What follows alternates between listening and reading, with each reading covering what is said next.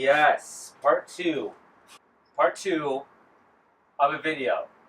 Part one was making wine, grenache. Got the grapes, made the wine, it's right there. Pulled off a gallon, added a bunch of funky dregs to it. This light knows. If you want to see that video, I'll post it below. You can see all the joy and creation in making it. It was a great time. Today, the 1 gallon jug, I put a bunch of dirty stuff in it. All these here, all natty wine dregs, put it in there, let it do its thing. That was like 4 months ago. I'm gonna bottle this now. A little early, right? Yeah, it is a little early. The big guy, the 6 gallons, is not ready, and I'm gonna bottle this though, and here's why. This 1 gallon jug, I left the yeast on the entire time.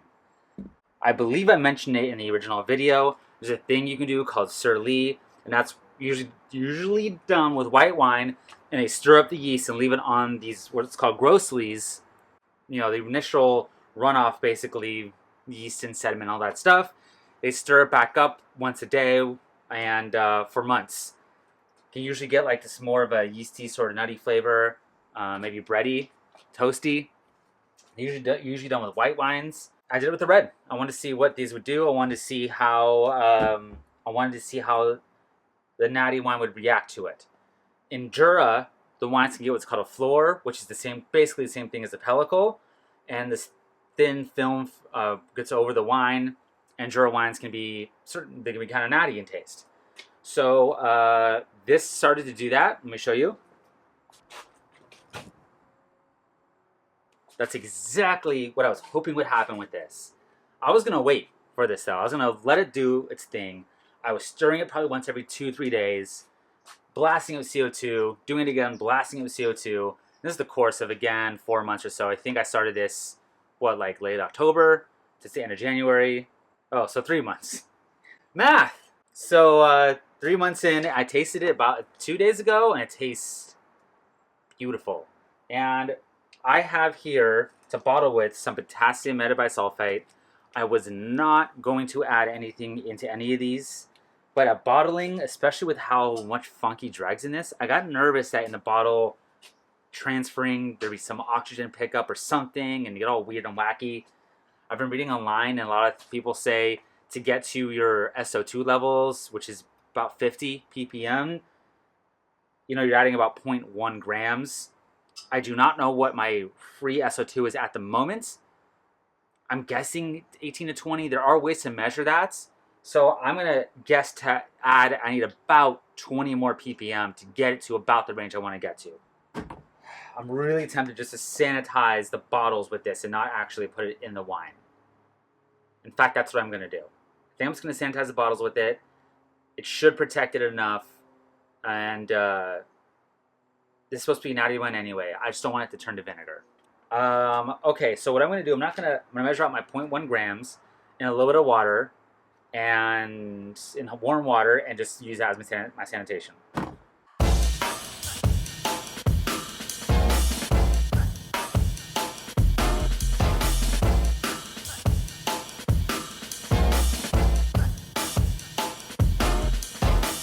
What I'm also going to do for insurance is purge each bottle with CO2. Why not, right? Why not? Extra insurance. I got the caps. I also do with some potassium metabisulfite. I rinse this too with that, and a little bit of sarsan. Just being really careful right now, even though this is all contaminated.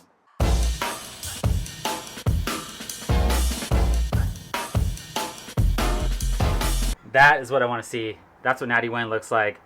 Perfect, cloudy, it's light.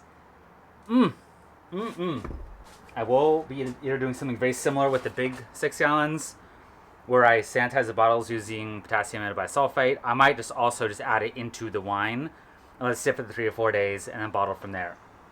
But I haven't decided yet on what to do with that. So let's go to the next step. It is that time. It's bottling time. Well, not right now, but in a couple days.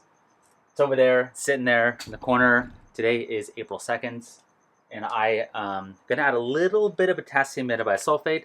This helps with the wild bacteria growing in it and getting the bad stuff. I'm going to add like enough to get to 10 ppm, which is for my amount about half a gram. So, all I could find is to stir it in some warm water, which I have here. Make sure it dissolves first. And yeah, let's go to the bottling. Bottling day arrived. Today is April 12th.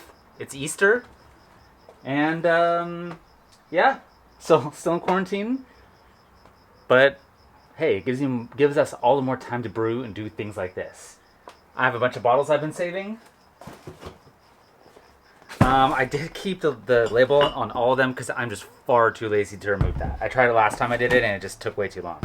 What I'm going to do is do half of these with Star San and half of them with potassium metabisulfate. I do not have my phone on me, but I have a note in there that says I think it was a teaspoon per gallon of water of potassium metabisulfate. And I'm going to do that. And then the other half is Star San. And I just want to compare and see if there's a difference. Everything I've read, you can use Star San. It just, people have an issue with it because it foams, which is true. So I'm going to probably, for both, give them like a purge or a rinse through like the bottling tree if I can find all my stuff over there. Or if not, I'll just put them upside down and let them dry. And then once they're both dry with the Star San and with the potassium metabisulfate, bottle from there. So, yeah, let's get started.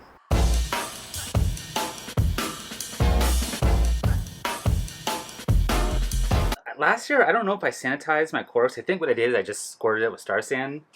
I have my potassium metabisulfite solution here still. And I kind of put them in there and let them soak while I sanitize the bottles. Some people say do it overnight. Some people will steam them. I don't care. I'll just do that. Worked last time, okay. Some people do, for the wine bottles, they'll sometimes put it in like the dishwasher, or they'll do in some sort of oven heat to it.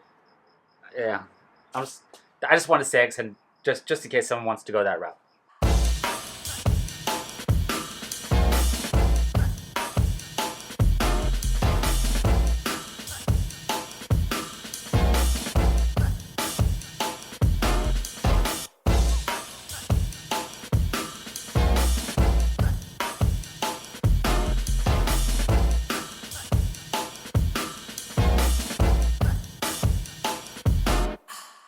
All right, we did it. Yay! That's about 30 bottles. I haven't counted, maybe 25. Let them sit for a month or so, or two, and it's because we need to go through what's called bottle shock. And what is that again, Sarah? It just, the alcohol is shocked when it originally leaves its original state, so it just allows it to like come down from that. Okay, cool. All right, see what the tasting. We have made it to the wine tasting. It's been a long journey. It's been a long journey. Harvested November 2nd, I want to say. So, yeah, we could probably let this sit for another 2-3 months, really let it do its thing, but it's natty wine. It doesn't matter. Just drink it now. So, I am an idiot, and I did not mark what wine was the... Oh, you didn't? No. What was one we put all the dregs in? But we did try a little sample of it. And they tasted very similar. Very similar. So that was at bottling though. For you first. Does not find, as you saw. And so this was kept at 55 degrees the whole time. The whole month and a half. And it will continue to stay that way. It smells good. So let's go for it. It's a full glass of wine, let's do folks. this. We'll be drinking it. So let's do this. Let's do this. You want to swirl it. There you go. All the full one. So the color is lighter. It actually cleared out pretty decently. There's definitely sediment in the bottom. It's very peppery. Mm-hmm. Yeah, kind of earthy, but a little fruit to it. There's fruit to it too. Are we tasting? Clean. Anything else in the smell? What do you smell first? Like Anything pepper else? and flowers and fruit. Yes. Taste it. Here we go. Yeah, it's nice. It's very pretty dry. It's dry, yeah. The acid's pretty good. It's crushable. Very crushable. I could use it maybe a hair more acid, I would say, maybe. Maybe. But again, this is natty wine. It's not supposed to be classic to style. It's not supposed to be the perfect grenache. I'm not a big connoisseur of what grenache is supposed to taste like. But Grenache is usually more round. Okay. A little more full than this. This is, I mean, it can be somewhat light, but this is incredibly light. Would you say it's a huge departure from Grenache, or you go, yeah, just some elements in there? There's some elements in there because Grenache can have I mean, especially French Grenache can have a little more earthy pepperiness. But no, it's, I can drink this. Yeah, no, I suppose the last one, on the tasting video, the last one we did, which was Tempranillo, I just cooked in the garage when I fermented it. Thankfully, harvesting in November, it fermented at 70. So it was a big difference. It aged, 90% of its aging was in the 70s, all through winter. It never got hot. And maybe like 3 or 4 days of it. I never opened the cap, the stopper. And when I did open it near the end of bottling, I purged it with CO2. Other than that, I didn't really do anything. I didn't really have a CO2, SO2 measurements. The pH I didn't really worry about outside of fermentation, which I believe was like 3.3 or 4.3, somewhere around there when I think at fermentation. I find winemaking, if you have the right temperature to ferment it at, That's changed everything. Pretty easy, honestly. And so if you can get some good grapes, or even any grapes, throw them in a trash can. Let it, crush it up, let it do its thing, let it ferment, and then follow some basic steps. But yeah, this is great. Now we have about 30 bottles or so to drink. And yeah, there you go. So thank you for watching. See you next time. Stay tuned for more. Jay, onesie. Oh, I cannot count onesie. God, here, I'll pour some back into mine, and we'll onesie together. She always makes you onesies. We're even, right? We're a onesie. We're even. Ready? 1, 2, 3. Cheers. Cheers. Nailed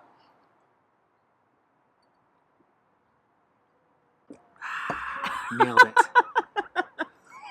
All right, so I suck, and see you next time.